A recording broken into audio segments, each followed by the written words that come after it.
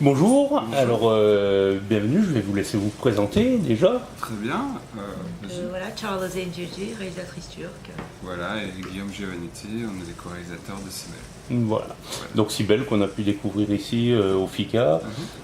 Comment est née Cybèle? C'est un processus toujours très long, Oui. mais je vais faire un petit peu court. On s'est intéressé d'abord à la langue sifflée qui est dans le film, dont on a entendu parler il y a une quinzaine d'années dans un livre sur les langues du monde, tout simplement. Et quand on s'est retrouvé dans la région qui était mentionnée dans le livre, à savoir le nord de la Turquie, sur la côte de la mer Noire, les montagnes de la côte de la mer Noire, il y a 5 ans maintenant, enfin en 2014, on s'est dit, essayons de voir si ce village existe et si cette langue existe. Donc on a retrouvé le village et on s'est rendu compte que la langue existait encore, que c'était une langue dans le sens où c'était une vraie retranscription des syllabes de la langue turque en son sifflé, qui correspondent à chacune des syllabes. Et donc du coup, à notre grande surprise, on s'est rendu compte qu'on pouvait absolument tout dire avec cette langue. Oui, c'est ça qui est fabuleux.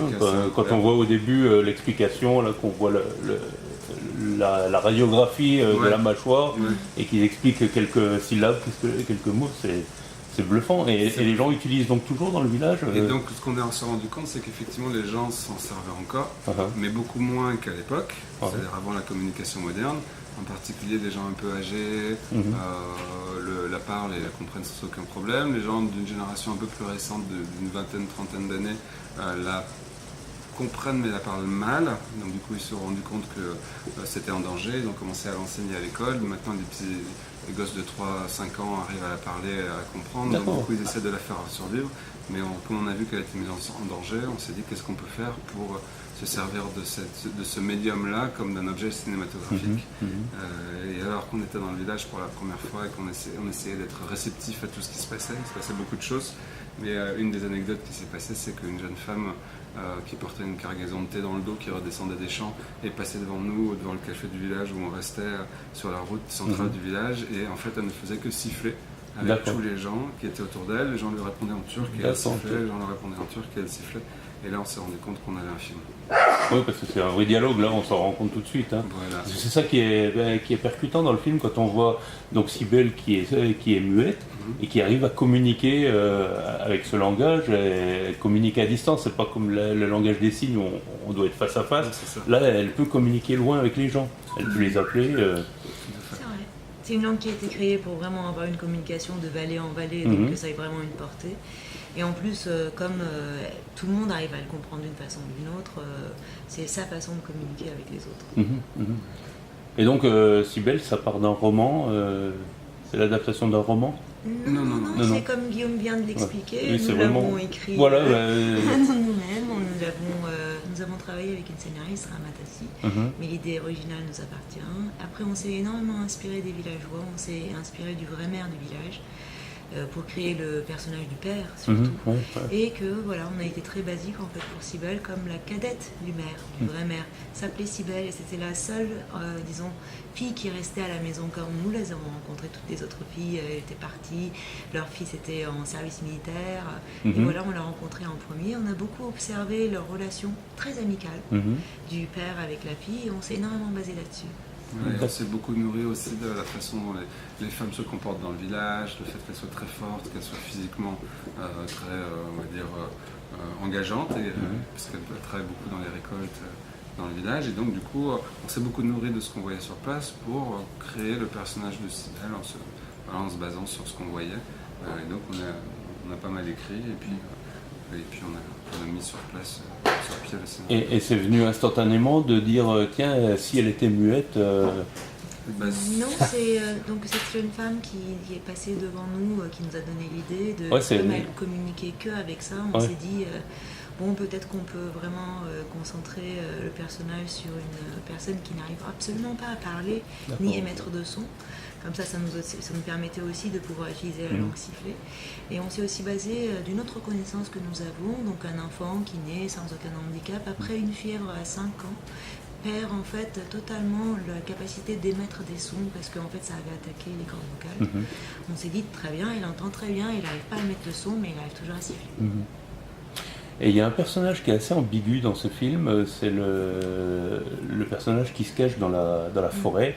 Alors on n'en sait pas trop sur lui, il arrive, il part et on ne sait pas trop alors, d'où il vient. En fait, est-ce que c'est réellement un terroriste comme annoncé? C'est le personnage sur lequel on connaît le moins de choses et il ne dit pas grand-chose sur lui-même. Et on a voulu le laisser et le concevoir de cette façon parce qu'il représente pour nous quelque chose qui n'est pas unique à la Turquie mais aussi au monde entier, que quand on ne connaît pas quelqu'un, on a peur de la personne. Aujourd'hui, dans le monde entier, il y a toujours la peur de l'étranger, la peur de celui qu'on ne connaît pas trop bien. On commence à coller des étiquettes dessus en disant terroriste, mauvaise personne, migrant. On a un peu de tout, donc on a voulu dans le film que le personnage représente tout ça en fait, tous ces concepts en même temps. Et c'est pourquoi on ne sait pas beaucoup de choses. D'accord. Voilà. Mais en même temps, ce qui nous intéressait vraiment dans le film, c'était, on ne sait pas effectivement d'où il vient, on ne sait pas ce qui s'est passé en dehors de cet espace de la forêt et du village. Mais ce qui compte, c'est le maintenant du film. C'est-à-dire, qu'est-ce qui se passe entre lui et Cybèle à ce moment, avec ceux qui sont et leur impossibilité de communiquer. Et comment est-ce que leur relation très animale va évoluer à partir du moment où ils se rencontrent. Donc en fait, on a mis tout ce qui était le passé et le futur de ce personnage hors champ et on s'est concentré vraiment à ce qui se passait entre les deux. D'accord, ok. C'est ça qui nous intéressait. Oui, parce que c'est vrai que ça donne une part de suspense, cet homme qui arrive d'un seul coup, on s'attend à voir jaillir le loup, mais non, c'est lui qui est jailli et d'un seul coup il sympathise et voilà le dialogue qui essaye de se nouer entre lui qui ne comprend pas les sifflements et elle qui ne parle qu'avec les sifflements. Donc c'est vrai que je pensais au début qu'il comprenait, mais quand on la voit dessiner par terre, tout de suite on s'aperçoit qu'il y a un problème de communication entre les deux. Le personnage d'Ali est vraiment un outsider. Il est un outsider, donc il fait peur, donc il génère une espèce d'angoisse chez Cybèle d'abord et chez les autres gens de la communauté du village. Et en même temps, il est vraiment quelqu'un qui, comme il est outsider, regarde le personnage de Cybèle d'une façon totalement différente des gens de sa communauté, qui sont composés d'un certain nombre de gens.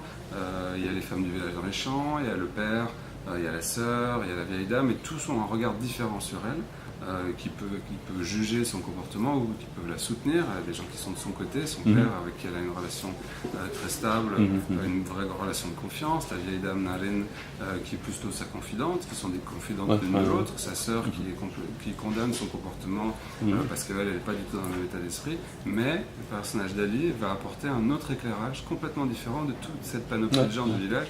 Et c'est ça qui nous intéressait. Comment est-ce que l'inconnu, comment est-ce que l'étranger va tout changer? Et il y a un autre truc qui est marquant aussi dans ce film, c'est quand elle est au champ avec les autres femmes et qu'on lui dit t'approches pas de nous, on va choper ta maladie, quoi. C'est limite ça. On a l'impression que être muet, c'est contagieux pour eux. Alors est-ce qu'ils ont peur d'avoir le mauvais œil ou je ne sais pas dans les villages? En fait, c'est pas que dans le village, en fait, aussi c'est des anciennes traditions, mais c'est en fait tout basiquement, quand vous faites des enfants d'un handicapé, les enfants vont être handicapés. C'est ce genre de système qui, après, de la façon que la jeune fille s'exprime avec ces mots-là, c'est aussi pour pouvoir mettre une bonne distance entre elle et Cybèle, parce que Cybèle a envie un tout petit peu de se rapprocher d'elle et que elle, devant les autres femmes, n'a pas du tout envie de ce rapprochement. C'est pourquoi, en fait, elle utilise les mots de façon vraiment méchante, mais il n'y a pas vraiment la conception de l'handicap contagieux dans ce cas.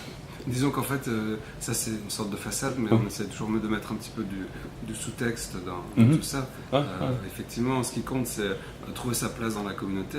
On a une personne qui est aux marges de la communauté, c'est Cybèle, la jeune fille qui lui dit cette histoire de contagion un peu immédiate et un petit peu hâtive comme jugement.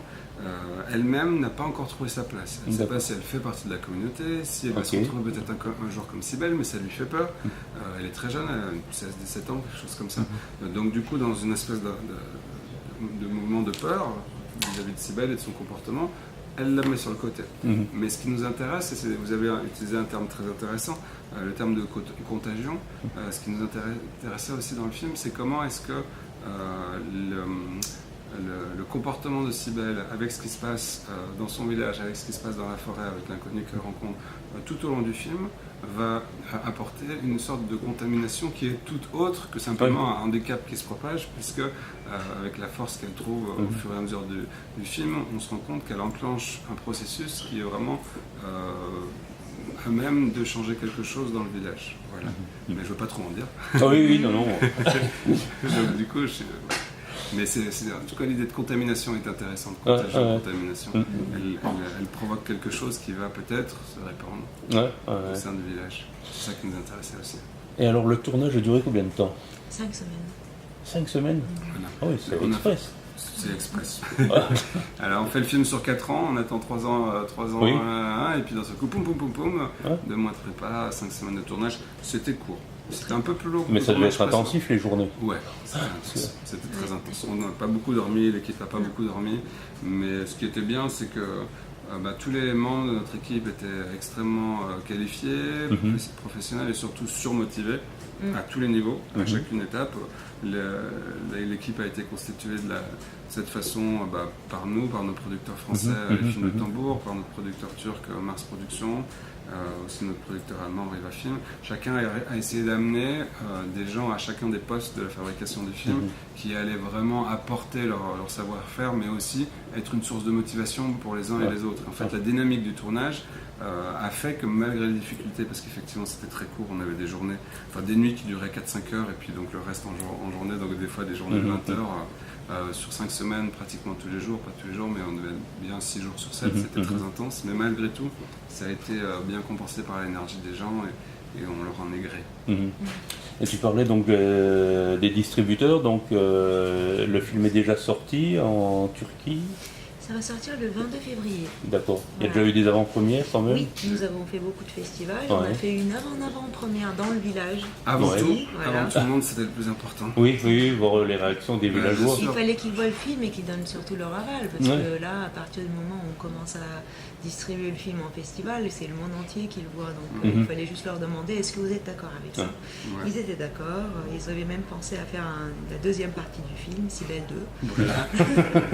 Le retour. Voilà. C'est ça, un petit peu. Non, mais disons dans la mesure où ils ont été très impliqués sur la fabrication du film. Nous les avons impliqués, certains sont filmés. Oui, parce que voilà, ce que je veux dire, c'est ils font partie du film. Voilà, beaucoup font partie du film. C'est des non-professionnels qui ont joué dans le film. Pas pour les rôles principaux, mais pour beaucoup d'autres rôles. Et puis ils nous ont aidés pendant la fabrication des tournages, ils ont cuisiné pour nous, ils ont été employés à divers... Ouais, ça devait leur faire plaisir de voir un tournage comme ça chez eux. Voilà, donc c'était vraiment un intérêt. Et pour eux, le plus important, c'était la langue sifflée, qui reste l'apanage de leur village, et qu'ils ont envie de continuer à faire exister, malgré les problèmes qu'on souligne dans le film, la communication, etc. Donc eux, ils étaient ravis de pouvoir voir que le film accordait une importance principale à cette langue sifflée. C'est pour ça qu'ils nous ont dit que c'était possible qu'on le monte partout. Maintenant, il sort le 22 février, donc on va voir. Il a tourné en festival en Turquie pas mal. On a eu la chance d'avoir des prix, des reconnaissances pour Damla Sönmez, l'actrice qui a fait une performance assez incroyable dans le film. Et puis pour les autres membres du film, donc c'était plutôt chouette. Maintenant, la sortie, c'est différent. C'est pas les mêmes spectateurs, c'est pas les mêmes enjeux.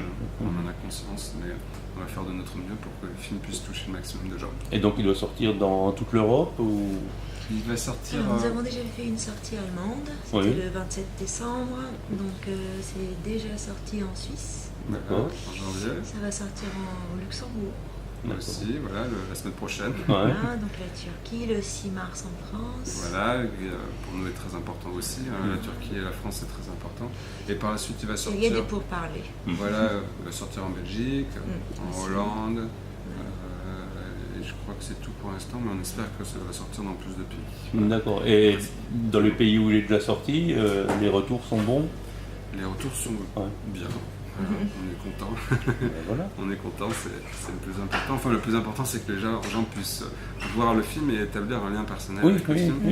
Donc, on pense que ça existe. Après, on espère que ça va arriver beaucoup plus dans le futur, parce que pour l'instant, ce n'est que le début des sorties du film, mais on espère que ça va permettre aux gens peut-être d'avoir des émotions, tout simplement, parce que c'est un peu ça notre rôle, c'est de leur en donner.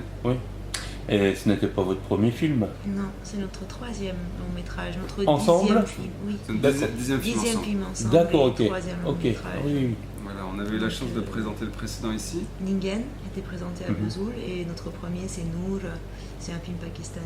D'accord, ok. Et le précédent on l'a fait au Japon. C'est un film japonais. Voilà, et puis on a beaucoup tourné en Asie, c'est pour ça qu'on se sent bien ici. Oui, bah, tout le monde se sent bien ici. Ouais, c'est pas difficile, effectivement. Non, et puis c'est super avec le festival de Vesoul, c'est qu'il y a une vraie fidélité aussi, pas dans le mauvais sens du terme, c'est-à-dire qu'ils font confiance aux propositions de cinéma que font les cinéastes de film en film. Certains sont toujours sur la même ligne, d'autres varient et font différents types de films dans différents endroits. Mais en tout cas, on sait qu'ici, ils regardent toujours les travaux des gens qui l'ont montré avec attention. Après, ça ne veut pas dire que c'est toujours montré, mais en tout cas, nous, on constate à notre niveau qu'ils suivent un petit peu notre travail et c'est vraiment bien parce que je pense que c'est quand même un peu une des fonctions des festivals aujourd'hui, de permettre à un certain public de pouvoir avoir une idée de la continuité du travail d'une personne, ou de la discontinuité, mais en tout cas de l'évolution du travail du cinéaste. Et ça, c'est une vraie belle opportunité qui nous donne. C'est vrai qu'en fait, il y a certains spectateurs qui viennent nous voir parce qu'ils ont vu nos noms et qui se souvenaient de Ningen et qui n'ont même pas lu le synopsis et qui sont venus voir le film. Donc ça me fait plaisir. Alors que les deux films sont très différents. Et c'est vrai que Cybèle, rien qu'avec l'image qui est dans le catalogue, ça donne envie. Visuellement, j'ai trouvé ça merveilleux, les décors, tout est bien travaillé, c'est vraiment bluffant, ça donne envie. On espère que vous ne serez pas le seul. J'espère aussi. Alors, les projets après? On a d'autres projets. Cybèle 2, Cybèle 3, c'est quelqu'un. La franchise, Cybèle avant Cybèle. On est en train de travailler sur d'autres projets, mais ça va énormément aussi dépendre en fait de la sortie en salle de Cybèle, comment ça va orienter notre travail. C'est toujours lié.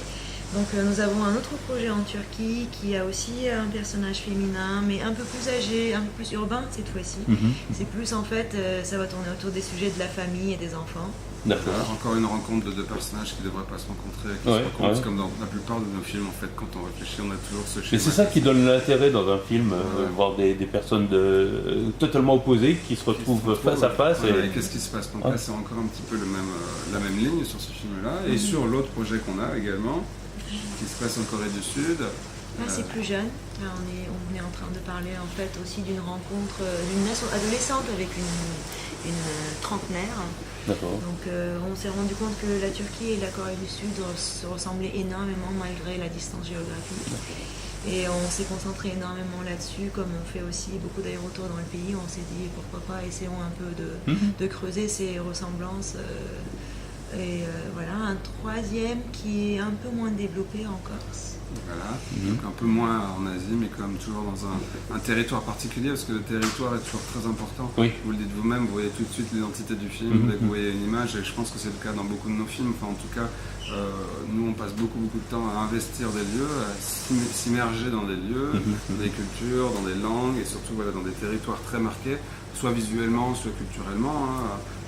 Et donc du coup, très tôt, ces lieux, ces endroits, ces langues sont impliqués dans le projet dès les premières idées. Ça fait vraiment partie, nous on a besoin d'un visage, d'un corps, ou de plusieurs pour écrire pour des personnages ou des vrais gens qui rejouent leur rôle, comme dans la plupart de nos films avant Cybèle, qui étaient tous joués avec des noms professionnels, et également de lieux où ces corps vont se déplacer, etc. Enfin, en gros, on fait du cinéma, quoi. Ok. Eh ben, donc ça veut dire qu'on va vous revoir ici dans les années à venir. On espère. Et bon, on l'espère aussi, ma foi. Bonne continuation, bonne chance pour Cybèle. On lui souhaite que du bon parce que c'est vraiment un film qui vaut le détour.